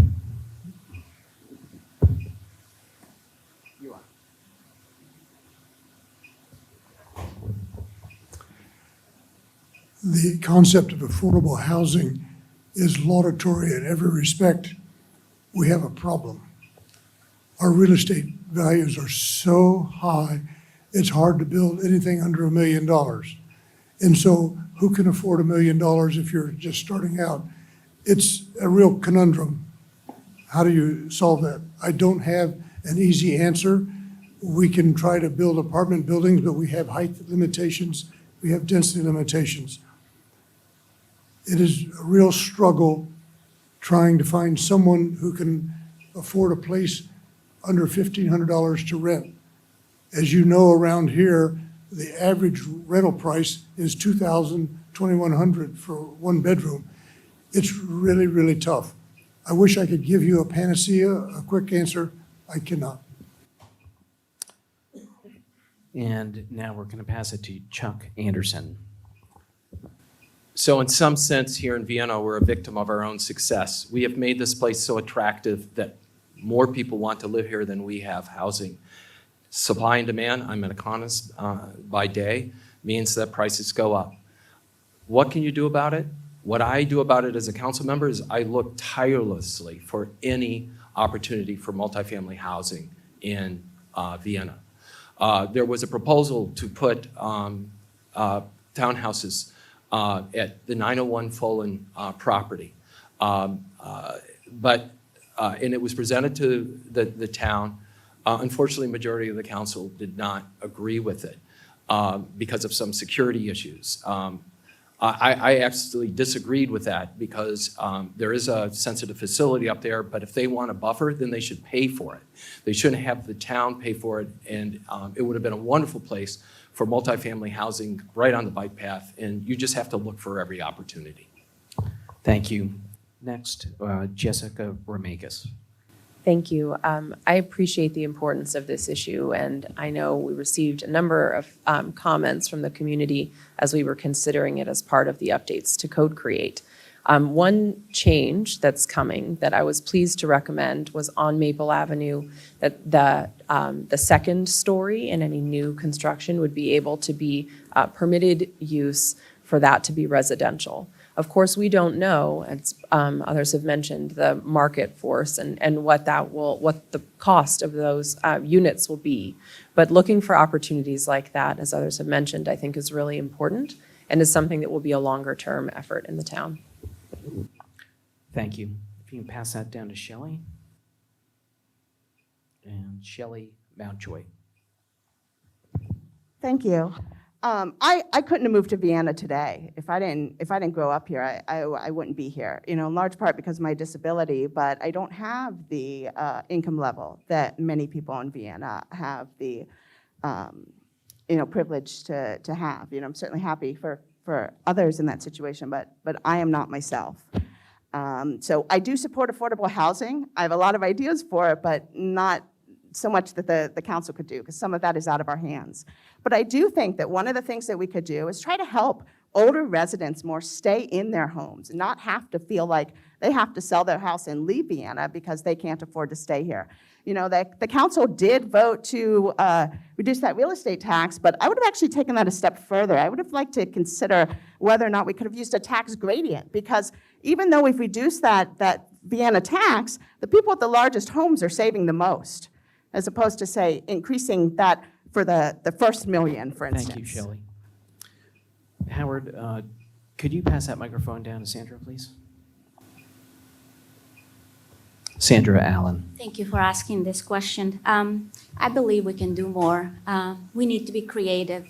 Amazon is moving to the area, and they are interested in helping the communities around here, helping with the affordable housing monetarily. We also have a number of builders that live here in Vienna, and they have multi-million-dollar homes being built. They can collaborate and help us build something for this young generation that is graduating and they are not able to afford living in their own homes that they grew up.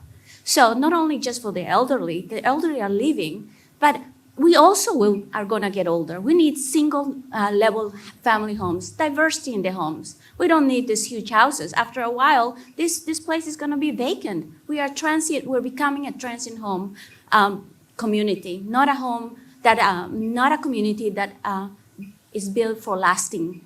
People here should live for a long time, see their grandchildren. Instead, they're moving away. I think we can do better, and with the Thank right you, Sandra. leadership, I think Vienna can make a difference. Roy Baldwin. I've been on the Board of Architectural Review for about a decade. We also have to consider and approve any multifamily housing proposal that comes up. And unfortunately, I have to tell you that during all that time, there hasn't been one multifamily housing application that's come before us that had any set aside for affordable housing. And the reason is because the developers don't have to do it. And getting back to something that Chuck Anderson mentioned, until the General Assembly gives the town that authority to require a set aside for affordable housing, it is not going to happen in this town. In the short term, the best prospect we have to encourage affordable housing is across 66 at the Pan Am Shopping Center, where they're going to be putting in a lot of housing there. There is a chance, with the support of Walter Alcorn, our supervisor, and some friends of his on the Board of Supervisors, there's a chance of getting affordable housing in there. Thank you, Roy. And Howard Springsteen. Thank you. This is a real challenge, and that I think we should continue to look for opportunities. One opportunity is coming up next to the Vienna Presbyterian Church with Steve Buchan, who's a local builder. He's bringing several units at different price points, and that got through the council. But the problem is we can't set the price points.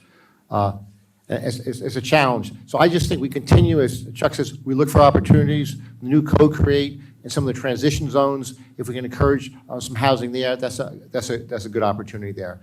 But it is a challenge that I don't think there's a magic bullet right now. We just continue to look for opportunities. Thank you. And Sandra Allen has the final minute here of follow-up. Sandra? I've spoken with some of the builders around the area. I'm willing to go and speak with them again and trying to bring some affordable housing here. I'm sure they're family-oriented, they have children, they're interested in building a community that is lasting. Also, I know Fairfax County is also having, giving money or subsidizing some of those affordable homes. So we can think out of the box and we can come to solutions to help here in the community. I've walked around here and there are a lot of people that are struggling to pay their bills. Their houses are deteriorating. So we need to make sure that changes are benefiting everybody, not just the upper class, but also the middle and the low-income families. And we need to be a loving, caring community. If we are putting signs of love and all that, we need to show that with actual results. Thank you, Sandra. We're going to move to question 9. What recommendation do you have for the use of the former church property adjacent to the new police station? We're going to start that out with Chuck Anderson. And the answer is I don't have one, and here's the reason why. I am a great supporter of an initiative that we are working on right now called a Master Parks Plan. We are going to take a look at all of our assets, both developed and undeveloped, and all of our needs, because I believe that we should try to find the greatest need and match our assets to those greatest needs. Not necessarily the groups that are the loudest, but where the need is greatest. And that's going to require some statistical research and some very thoughtful research. The other big issue about that park, the Beulah facility, all parts of the master plan, is whatever we come up with has to be done within the budget constraints. We don't have, unlimited funds. We would love to. Everybody wants park, Thank but you, we Chuck. have to be within So the we're budget. going to move to Jessica Ramakis. Thank you. I appreciate this question, and there was such a robust process that the town invited a lot of members of the community to come and share their ideas for what the long-term vision could be for that space. I think it's really important, its location in town, near the fire department, near Caffey and Waters Fields, and for it to be able to feel like it's a cohesive part of that part of town, I think would be really important. I support looking at the data and the plan, as Chuck Anderson mentioned. I do think connecting with that really meaningful public input is critical. A lot of people spent time coming to share their views and provide their input. One creative asset in a community that I recently learned about was in Lorton and a maker space that they have there, and that's something that I've heard some people share thoughts about. That's something that could invite more community engagement. I think there are other ideas that I've heard that are fantastic as well, and I would just like to further explore that if I'm elected. Thank you. Pass that down to Shelley. Shelley Mountjoy. Yeah, I agree, definitely. Community input needs to be taken into account. I agree that's a huge potential for something really incredible. And I mean really incredible, like along the lines of how the town green became something really incredible. Totally, completely in agreement with that. I also think we need to think about what we don't have, like, let me sort of back up a little bit. Sometimes I'll say, I see that Vienna isn't really the leader. Like we look at things and other jurisdictions have already done them and we're, the second or the third to do it. Sometimes it's actually a little bit embarrassing, like when the tree canopy report comes out and you think, well, we're a tree city, but, we're not first, we're not second, I think we're third. And it's a little bit embarrassing. I think that this provides us that opportunity to actually really be a leader and have that increased visibility. Thank you. Our next candidate, Sandra Allen. My children went to Faith Baptist school there, and preschool, so I have fond memories of that place, and I know they have a nice basketball flooring. I think we should be using that. I would like to see more more for senior citizens, a senior center that helps those senior citizens that are at home. I don't think Vienna knows how many senior citizens live in the town of Vienna because some of them have passed away in their homes and no one knew for weeks that they have passed away. I think we need to make more an effort to focus on the elderly as well. But we also could bring a pool. This community center had the opportunity to have a pool, but it didn't. But I think we can offer some more, something back to the community that they can use. A lot of the older people are not using this community center. So I think that we should start using Vienna Baptist, and we should be able to make it a community Sandra. effort for everybody, not So just Roy a few. Baldwin. I first of all would like to give credit to the previous town councils. When they made the decision a number of years ago to buy that property, that was a brilliant move because it means that we've got this acre or maybe 2 or 3 acres right down in downtown. It's a perfect location for public use. When the invitation came out to give our suggestions about what to do with the property now that the police department is out of it, I said, I wrote in saying, well, the gym, I mean, that could be a 24/7 indoor pickleball courts. What could be better? So I was disappointed when the town council voted. I'm not sure if this is cut and dried now or all decided, but the vote right now is to just level everything. I think we should try very hard to at least keep the gym. I think the gym could be useful for us in so many ways. I want to try to advocate to keep the gym at least. Thank you, Roy. Howard Springsteen. Okay, echoing what Chuck says, I don't know what I would like to see there. I do know that we folks need to do your homework. It cost us $2 million to bring that building up to code, and it was just throwing bad money at the bad money. We voted to go on Monday to bulldoze it down and then go forward. Prime example is the Village Green. It took us a while, but that's the center of the town. It's very vibrant, and I'm hoping the Annex can do the same. But it was driving us the money. We just cannot afford to dump $2 million in a sinking ship there. I do think there are some good ideas out there, but I want to see what happens with the park master plan. Thank you. And we're going to pass it down to Ray Brill.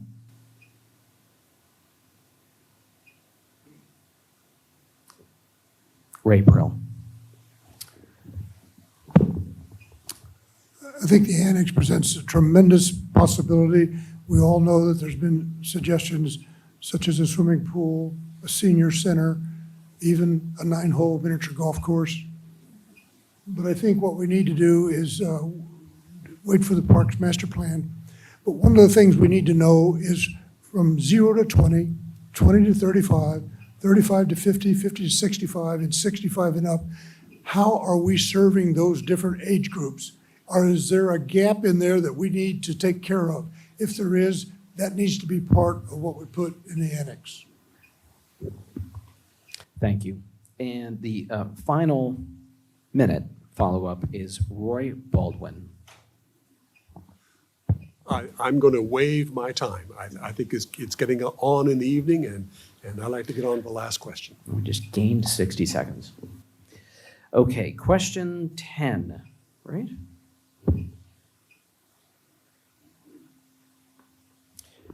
What is your vision for Dominion and Mill Street? We're going to start this out with Jessica Ramakis.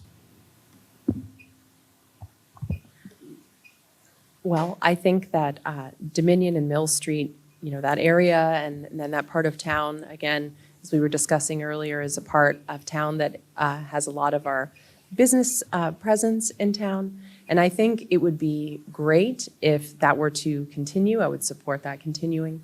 I also think one of the things we've talked about, of course, is traffic. And we haven't quite explicitly talked about our town being walkable. And I think that that's a part of town that would really benefit from that and that focus.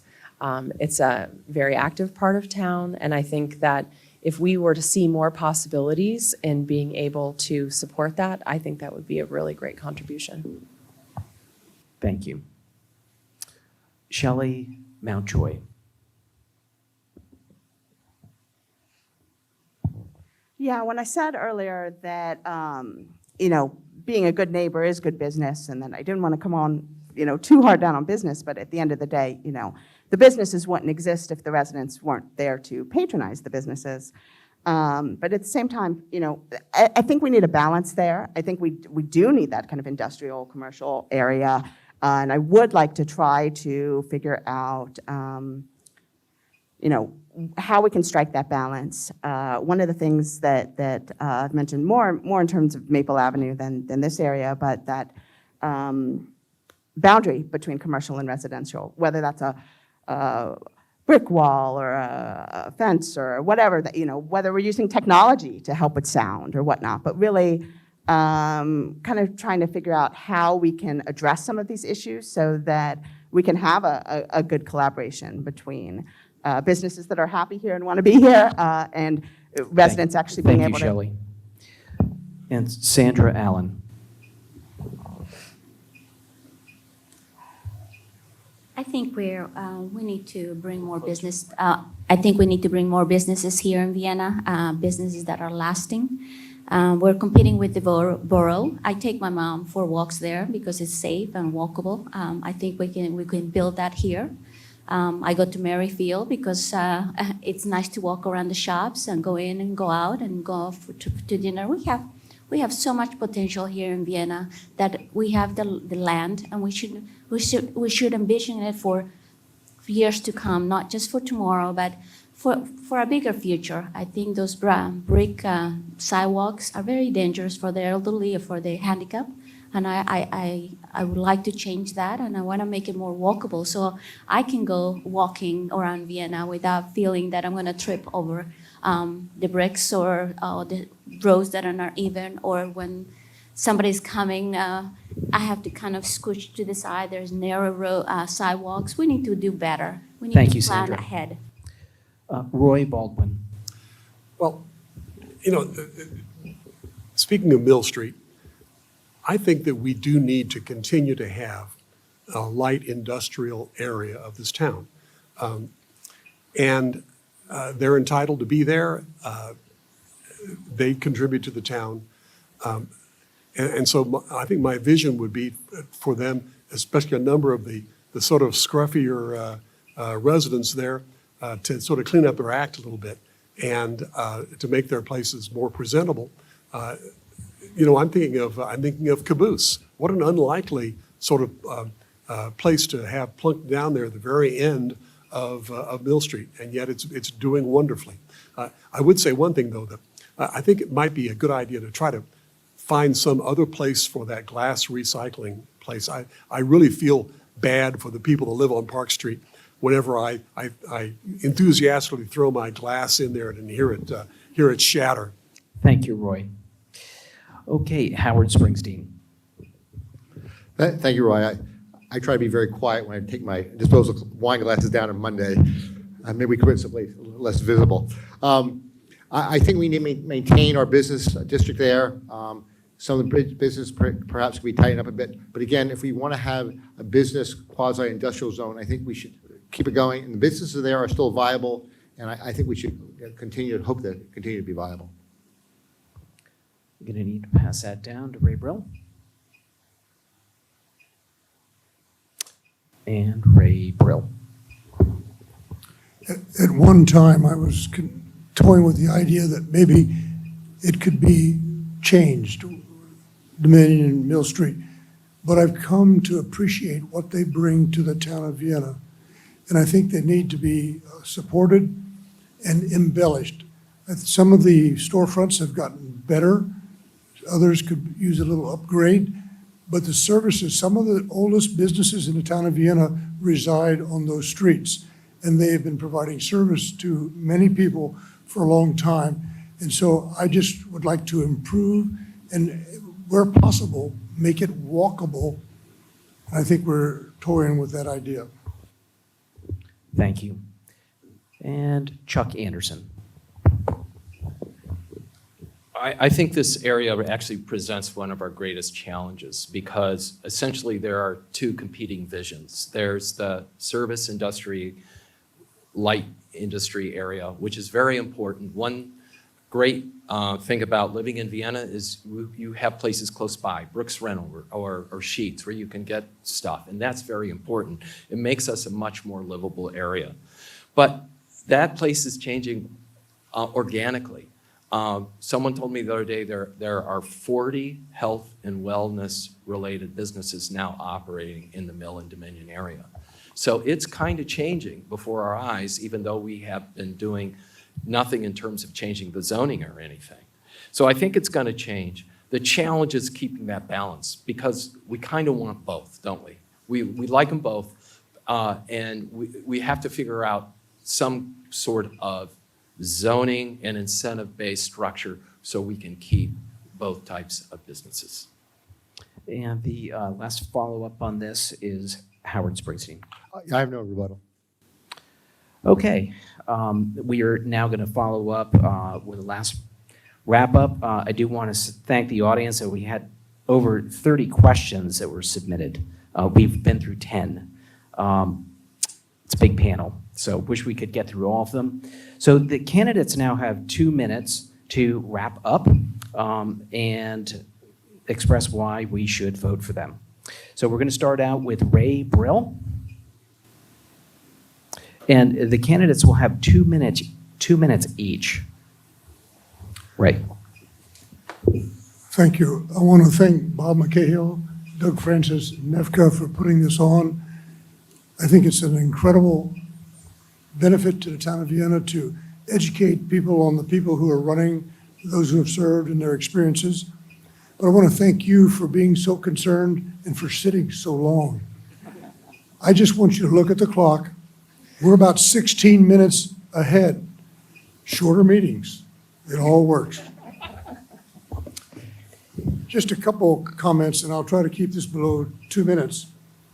I'm an experienced business leader and also nonprofit leader. I've led 2 corporations, but also I've worked with Salvation Army, homeless, the Lamb Center, working with the community of Vienna. Lifetime of selfless service. It's not about me, it's about the people that I'm serving. I seek to make a difference, and what's best is selfless service, others before self. I have a reputation for integrity. I'm not going to change that.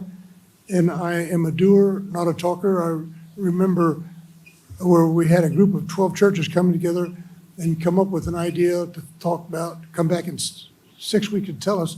We put an idea together, which is to raise coats for people who don't have coats. And we did it within 6 weeks, and it's ongoing for the last 10 years. And it provides 400 to 500 coats to those who need it. Also provided a program to provide cards and clothes to Wounded Warriors, gift cards at Walter Reed that's provided them with 30,000. We need people who make a difference, who have ideas, and will put them into practice. And I hope to do just that for you. Thank you, Ray. Thank you. Our next candidate is Chuck Anderson. Well, I just want to start by thanking NEVCA. This is a very important public service that they do. And now it's kind of up to you. I just want to say that it's been an honor and privilege to serve you these past 3+ years. I am an open book. You can go to chuckforvienna.com and you'll find that it is overly wordy and there's too much information, but I have a bio, a vision, a list of accomplishments, my priorities, and I will be dropping blogs on main policy issues from now to the election, so stay tuned. I'm a great believer in democracy. I will accept whatever the electorate decides. I look forward to basically continuing this candidacy through November the 7th. And finally, I want to thank my campaign staff for this evening, my wife Laura, and our family friend Nancy Provenzano for handing out buttons and campaign literature. Thank you. Thank you, Chuck. Jessica Ramakis. Thank you. And thank you to NEVCA for hosting this event this evening so thoughtfully. I really appreciate it. And to all of you for being here. I think I'd just like to close by saying what really motivates me is service to our community. And I've, in addition to my time on the Planning Commission and other experiences that I've mentioned, I have been a public servant, a career civil servant for 20 years across administrations at the federal level.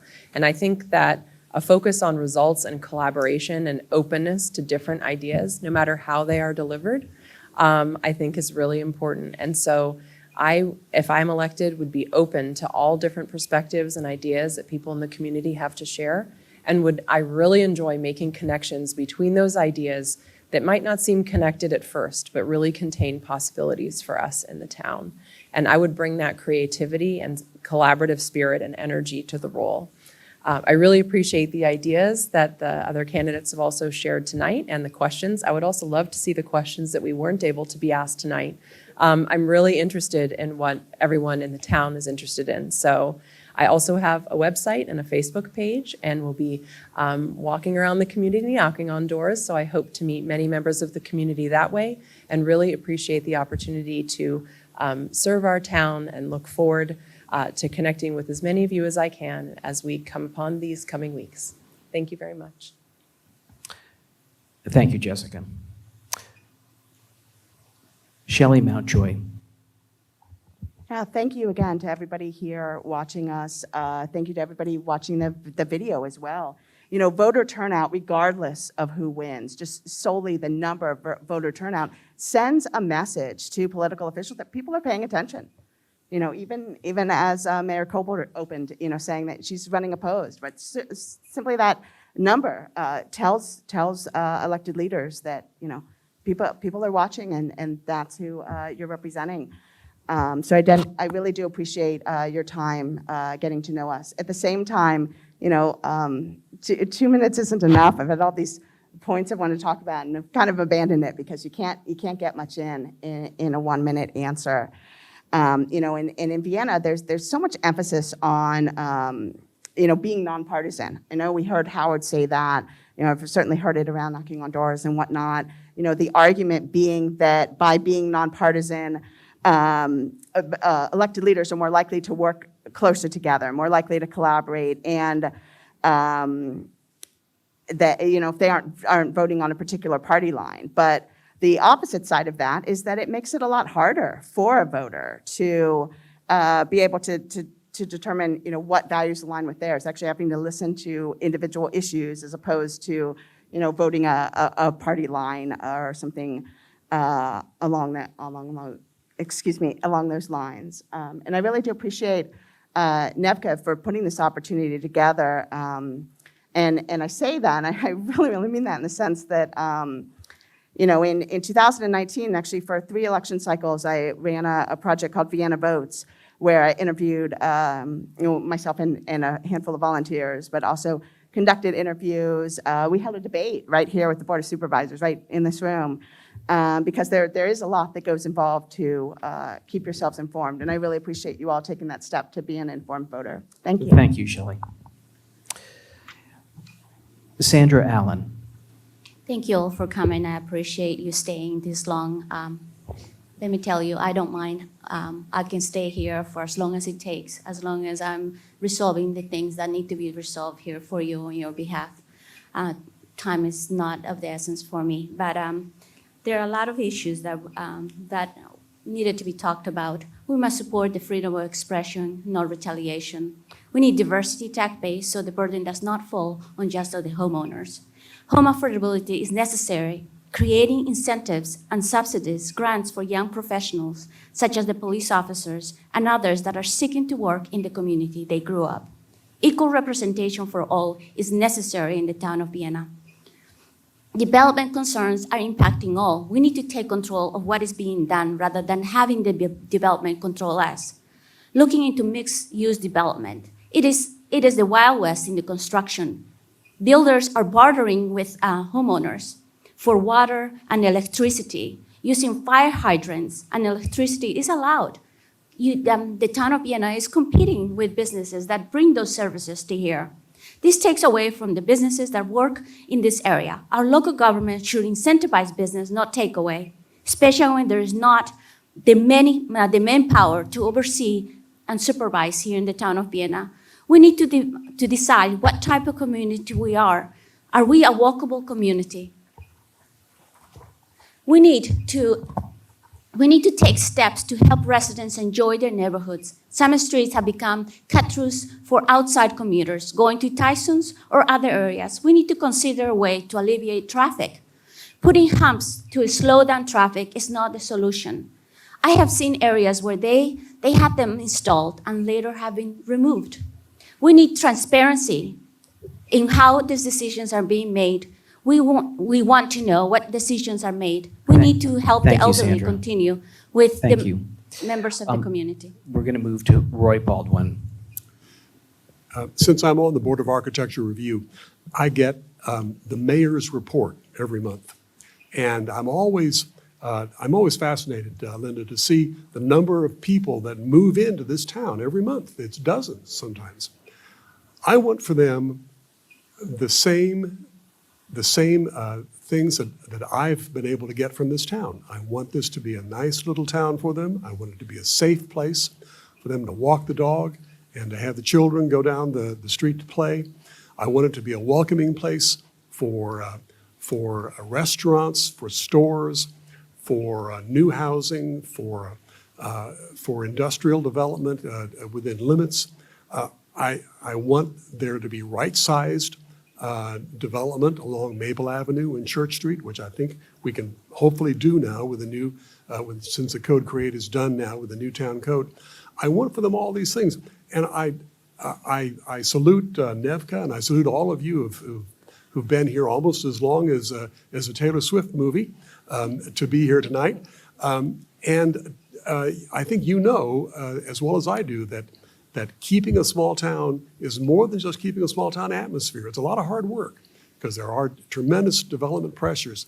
I've seen it firsthand in the BAR, and I believe that I can use that experience coupled with my experience in just living here and seeing how things are done right to be able to say that we can hand this off to the next generation, having been good stewards of what has been given to us. And Howard Springsteen. Thank you, NEVCA, for hosting this. I think it's always a great thing that you do, and it's democracy at its best. I'm also pleased we have all great candidates up here, and given the high drama at the national level, I don't think we had any drama here tonight. I think everyone gave good answers, and we had a good exchange of opinions. I asked for your vote for this next 2-year term. I think I stand on my record. I tend to make decisions what's best for Vienna, not individual folks, and I'm proud that my wife and I have raised our family here, and I'm proud of the town. I just want to end with 3 shout-outs tomorrow at the fire station, which I'm involved in. There's an annual open house, so you have a lot of kids bring it. We have some good programs. Then we have the Halloween parade coming up on the 26th, 25th. That should be very good. And then we have the turkey trot coming out right before Thanksgiving. And we also have the holiday tree lighting ceremony on the end of November. And we will have a live Christmas tree this year. So thank you very much. And again, thank you, NEVCA, and I ask for your vote. Thank you. Let's give all the candidates a big round of applause.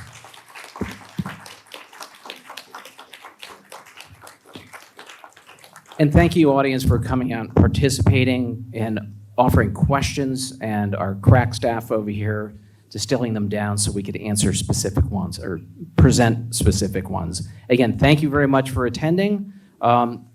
The video is going to come out. We're going to wind up having it publicized to a certain extent, and share it with your friends so they can see what we covered during this meeting. I'm glad we're ahead of schedule. We have the room until 10, so if you want to stand and actually talk to the candidates, they'll be here to chat. Thank you very much for coming tonight. Good night.